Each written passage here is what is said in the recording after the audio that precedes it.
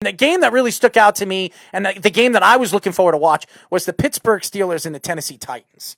And watching that game, Pittsburgh took an early lead, an early 14-0 lead. Everybody thought it was going to be a blowout. Then all of a sudden, Ryan Tannehill making plays. And I've been very impressed with Ryan Tannehill. You could say whatever you want from him. He left the outreaches of Adam Gase and became a great quarterback going over there to Tennessee. He's become a consistent quarterback, a guy that can make plays, throw. He can throw the deep pass. He can make every single throw. And Derrick Henry is an absolute beast. Watching the game, you see the weapons that Pittsburgh has, Jeff. You see the weapons that they have. What stood out to you in that game against the battle of the two undefeated teams?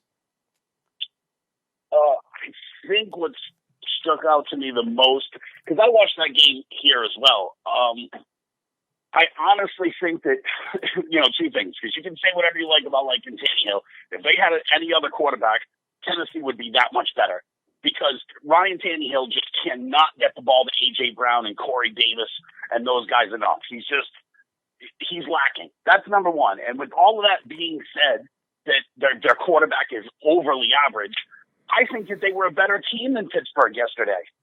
If Gostkowski makes a kick, Tennessee wins. Yes. But you're also looking at the receiving core of Pittsburgh. Juju Smith, they have so many weapons. And by the way, Chase Claypool, where everybody loves and everything, he had one reception for -2 yards.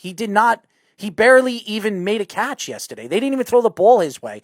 Everyone talks about the guys on Pittsburgh, but if you took Ryan Tannehill and put him on Pittsburgh and put Roethlisberger on Tennessee, can you imagine how dominant Tennessee would be? That's how good the rest of the team Ben did not have a great game. 32 for 49, 268 yards, 2 touchdowns, 3 interceptions. That's not a good game. Usually, if you throw 3 interceptions, you lose. Were not his fault. He hit receivers in the hands. And that one interception, he hit the dude right in the hands, and it popped straight up, and the other guy was able to run under. But you know and I know that if you throw 3 interceptions in a game, you probably lose. The Titans threw no interceptions. Tannehill didn't throw 1 interception in a game, and he threw 2 touchdowns. And he was 18 for 30 for 220 yards. He had a better game than Ben Roethlisberger. If you look at the numbers. 220 yards is not good in the modern-day NFL. It's not. Well, no, it's not good. But, again. You know what 220 yards is, seriously? Let's be honest about this.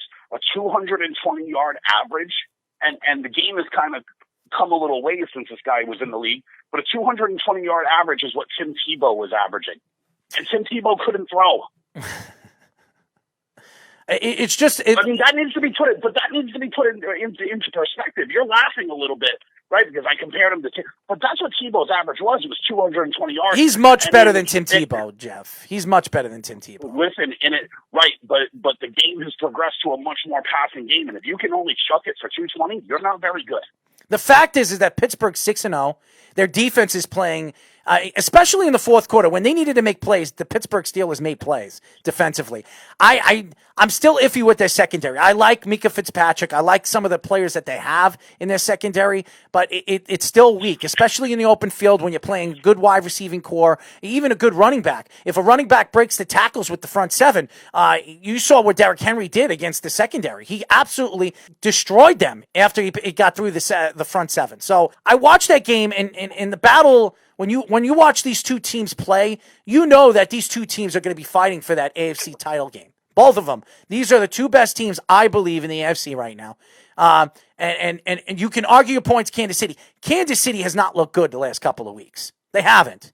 They're coasting. Yeah. This is exactly what they did last year, because they didn't look very good at the beginning of last year, and their defense was suspect, and then they turned it on. They're just coasting until that's fine, but they haven't looked good. They haven't looked good for the last couple of weeks. Buffalo has not looked good for the last couple of weeks. When you're actually losing against the New York Jets 10-0 in the second quarter, that's a problem.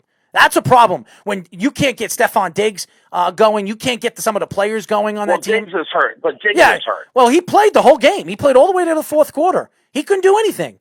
He did nothing against the Jets secondary. The Jets secondary. We're not talking about the L.A. Rams or the Pittsburgh, even the Pittsburgh Steelers or the Buffalo Bills. They're secondary. This is the Jets. The Jets, the Pierre Desir, the guy that couldn't stop he couldn't stop a beach ball. Okay, I mean seriously, This is a Pittsburgh Steelers team. Their secondary has not looked good the last 2 weeks either. So watching this game yesterday, Tennessee did outplay them in the second half, and that's why Tennessee had a chance to win.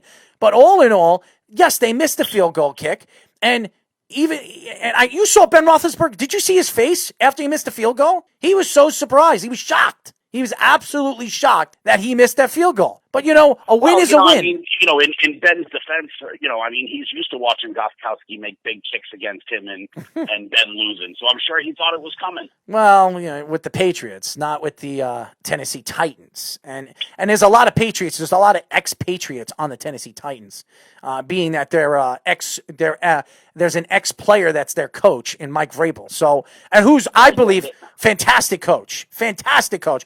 I think he's the best. To me, the best young and I would say the best young coach in the NFL right now. And what I mean by young, he's only been a head coach for the last 3 or 4 years. So being that he's kind of still young at the position as the head coach, he's been sensational. He really has been good. And Tennessee is one of those teams to beat. They have a good running game and they have a good defense. And when you have a good running game going to the playoffs and you have a good defense, that could sustain an opportunity to go to the Super Bowl. You control the clock and you can control the other side of the ball. You can dominate the game, and you don't need a superstar quarterback. Derrick Henry's a cheat code. He's a what? He's an absolute cheat code. He's awesome.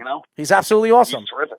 Yeah, he's terrific. I mean, it's one of those Tecmo Bowl cheat codes. That's what he is. He's he is just huge and unstoppable, and he's going to get yards every game. And I don't know how you defend that.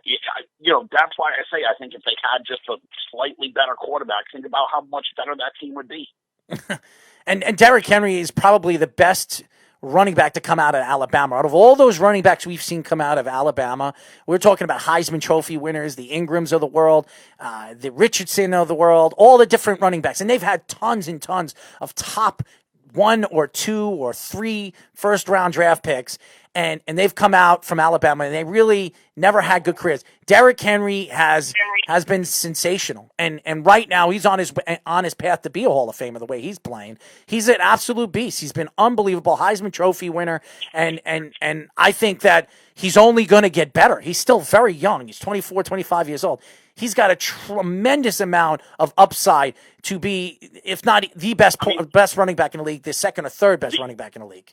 I know he's big and he's a rugged guy, but the only thing that really worries me about Derrick Henry is his workload. I mean, listen, man, I don't care how big you are.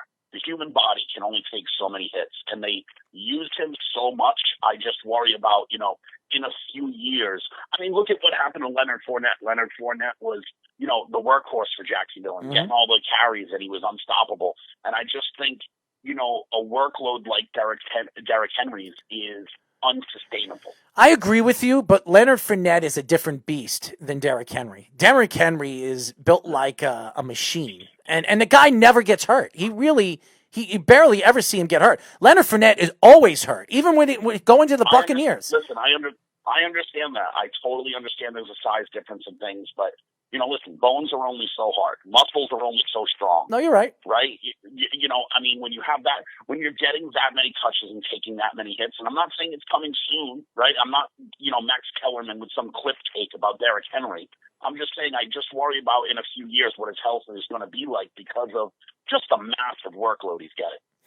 Let's get into the Dallas game. Dallas loses Andy Dalton. They lose Andy Dalton. They bring in their third-string quarterback, and they completely got wiped out by the Washington football team. What did you think about that game? I know you were sending me texts. You love the fact that Dallas is getting their butts whipped. Dallas looks horrendous. Their defense is as bad as any defense right now in football. I would say Dallas's defense is the worst defense in football right now. They're absolutely horrendous. And they have great offensive players, but they have nobody that can throw the ball to them. And you could see why and how important Dak Prescott is. Go look at their numbers when Dak Prescott was playing in the game. 450 yards, 400 yards, 500 yards. Dak Prescott gets hurt. He's out for the season. A lot of those stats are deceiving, though. No, I know. Let's be honest. But Dak, you could see why Dak is a much better quarterback than Andy Dalton. He is a much better quarterback than Andy Dalton. And you can't take that away from Dak. Dak was having a sensational season. And nevertheless, the Cowboys were going nowhere. Their defense it's terrible. They're overpriced players and Jalen Smith and the Lawrence. Well, that's half their problem. That's half their problem, right? You can't have the top paid guy at every position. You can't like they have the top. I mean, listen, maybe there's a guy that just got more money, but Ezekiel Elliott got the most money for a running back. DeMarcus Lawrence got the most money for a defensive end. They paid the most amount of money for a wide receiver in Amari Cooper, right? Like you can't have the highest paid guy at every position on one football team without there being deficiencies in other places. So that's their first problem. But the other thing is everyone squawks about, Dallas is so talented. They have so much talent. No, they don't. Offensively, that's it. Defensively, they're horrendous. They're absolutely horrendous. Well, listen, they waited, right? This is the problem in building a football team. They were only treading water and making the playoffs and being halfway decent because they had put all their stock in the offensive line, and they had one of the best offensive lines for years with nobody at the skill positions, like nobody's at the skill position. Now they've put all their stock in the skill positions, and their offensive line has all retired. Doug Free retired. I think Travis Frederick retired. All these guys are gone now. So now they have no offensive line. You have to find a balance in building a football team. And I think that Dallas has no clue how to do that. I agree with you. No clue how to have any balance in building And I've said this, and I'll say it to the Beeve, and I'll say it to everybody. Mike McCarthy won't last more than 2 seasons. He will be gone by next year. I mean, it really does bring me joy. I mean, think about only scoring 3 points to a team to be named later. They don't even have a name. There's no name on that football team, and you lost. Dallas is going to be, I'm telling you, Dallas is going to be looking. That's like in baseball. You know you're a bum when you get traded to a team for a player to be named later. Well, you just only scored 3 points to a team to be named later. What do you think about the stories coming out of New Orleans? There are stories coming out that they're willing to trade. No. Let's not gloss over this. Let's just talk about how bad Dallas really is. I don't really want to talk about that because you know and I know that Dallas is going nowhere. They're in the worst division in football. No, we need to drive this point home for all the Dallas fans that have been chirping for years about, we're so talented, we're so great. I think they're in the midst of, isn't this the second year of Dak's 3 straight Super Bowls? What's going on here? Well, again, he took back what he said. Isn't Ezekiel Elliott better than Barry Sanders? Oh, okay. Why is Ezekiel Elliott getting, by the way, double the yardage? Daniel Jones outrushed Ezekiel Elliott by double the yardage, and he fell down on the way to the end zone. That was funny. That was as bad as the butt fumble, man. He tripped on his own feet. It was hilarious. Absolutely hilarious in that game. But sometimes the turf monster gets you. But again, I don't really want to go too far with Dallas. They're a bad team. They're going to have to reconstruct that defensive line. I mean, they might have to trade Lawrence away next year. I don't know who's going to take that contract. He's had a horrendous season. He has a horrendous season. They are the epitome, right? The Dallas Cowboys are the absolute peak, the pinnacle of a team that directly represents their fan base. Shitty. Let's go back into the Saints. And there were stories coming out with Michael Thomas wanting out of New Orleans. Now, I don't know what's going on right now. He got his money. He got his money in the offseason. He's the highest paid wide receiver in football. He's not having the season that everybody thought he was going to have this year, maybe because of injury, maybe because Drew Brees isn't the same quarterback he once was. I don't know what's going on. There was something coming out that he's not getting along with the coaches. Maybe Sean Payton and him are, have been clashing. I don't know what's going on. But yesterday you could see the difference in this team. And by the way, Carolina they're for real. If Carolina can squeak one way or another into the playoffs, they could be a very dangerous team. So what did you think about yesterday's game, 27-24 win by the Saints? Yeah, I mean, if New Orleans could only have a little bit of luck in the health department, they're going to be really dangerous. They really haven't had all their weapons and all their players on the field at the same time. They're always missing guys. So it's fairly impressive that New Orleans, continues to roll on, plugging in holes week to week. And I think that's a credit to Sean Payton and how good of a coach he is that if you get when you see an injury and you continue to fill holes, that's terrific.